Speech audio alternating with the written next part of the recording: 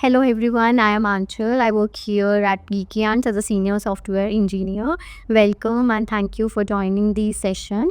So today we'll be discussing about the GraphQL schema design best practices, and we'll explore how to design an efficient, scalable and maintainable GraphQL schema. So this session is aimed at intermediate level developers who already have some experience with GraphQL. So yeah, let's dive in. As many of you already know what is GraphQL, but we'll do a short recap here. GraphQL is a query language for APIs that provides flexibility in data fetching. Unlike REST, where you often overfetch or underfetch data, GraphQL allows clients to request only what they need. It is strongly typed, meaning we define a schema that dictates how data is structured.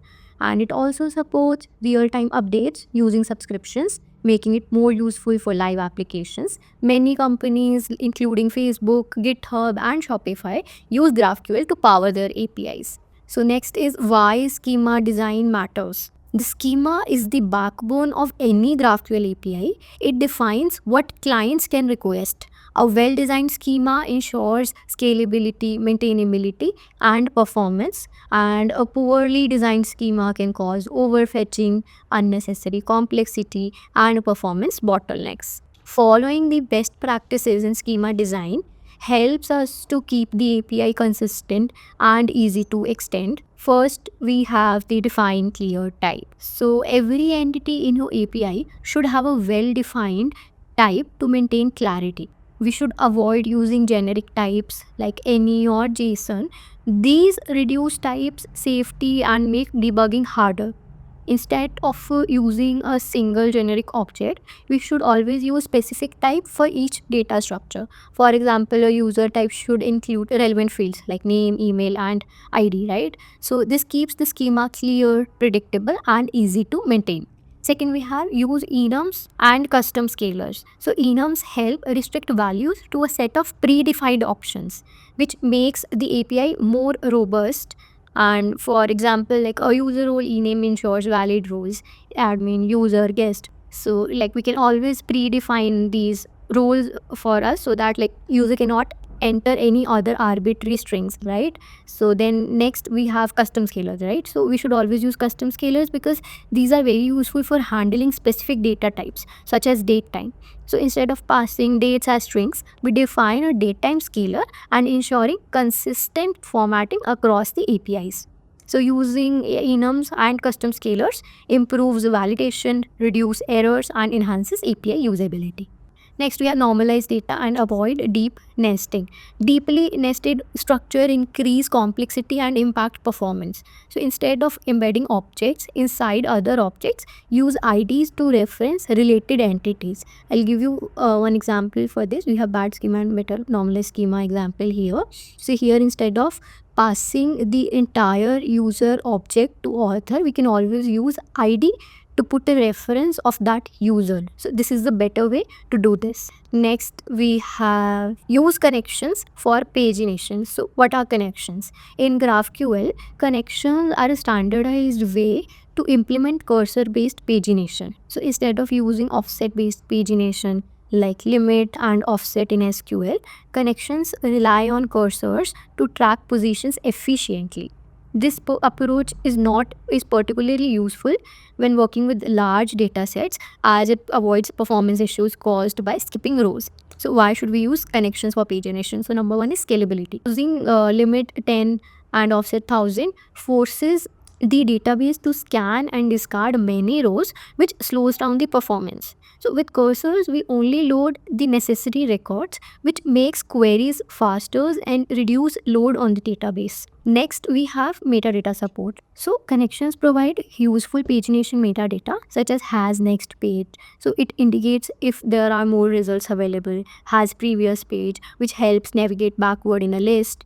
And then we have start and end cursor, keep track of where pagination is left off. Second, we have how connections actually work. In a typical REST API or a basic GraphQL implementation, we return a plain list of items when querying a collection. So however, GraphQL connections wrap data in a structured format using edges and page info.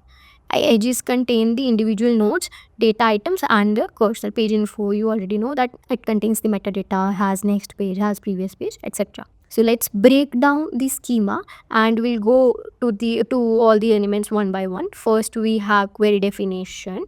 The post query returns a post connection instead of a plain list. It accepts pagination arguments first and after. First is number of post to retrieve and after is cursor to fetch the next batch of post. Then we have post connection. Post connection has edges and page info that we have already discussed. Then we have edges and nodes. So each edge has a cursor to track the pagination and a node which is the actual post data. So next we have this is the post edge cursor which contains the track of the pagination, and this is the node actual post data. Then we have the page info. Page info has the metadata that all we need. Has next page, has previous page, start cursor, end cursor. Then we have the post type, the actual data, title, name and everything. Then we have example query and response. So if you will see in the example query, we have post argument, post query name, and then we have first, after. These are the two params. First two is the number of records that we want. After is the cursor ID that we need. Like after this cursor 1 2 3, I need all those two records. Edges contains cursor, which will give us the track of pagination, and then we have node which has the actual data, page info. Yeah, so this is the query that we have written and this is the response that we will get from this query. Next we have how clients use this for the pagination. So this is like once a client retrieves a list of posts, they receive an end cursor in the response. So if you will go back to the previous slide, you will see here we have this response. In this response, we have end cursor which has cursor 789. So this is the end cursor for these two records. Again, to fetch the records after this cursor, we use this cursor ID to pass here after, here in the after. So using that, we can get all the records after this cursor ID. So that was related of the using the how we can use, what are the connections, how can we use the connection, and what is the structure of connections that we can use. And then next we have use input types for mutations.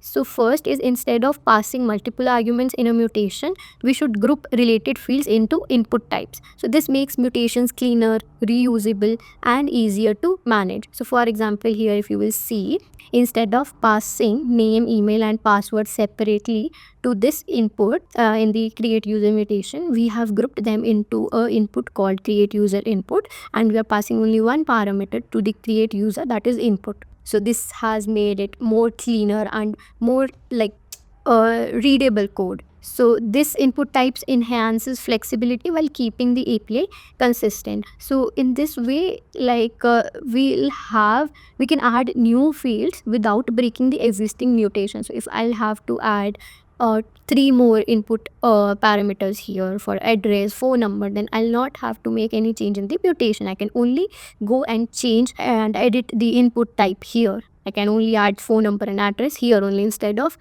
touching this mutation type. Okay, so now that was it for now. We'll just quickly recap all the things that we have discussed.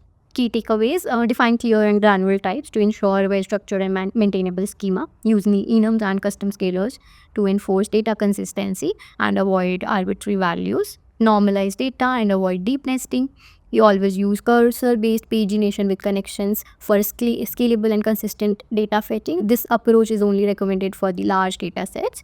And also last one is the leverage input types for mutations to keep mutation arguments clean and structured. So yeah, that's it for today. I hope you liked this session. Thank you so much.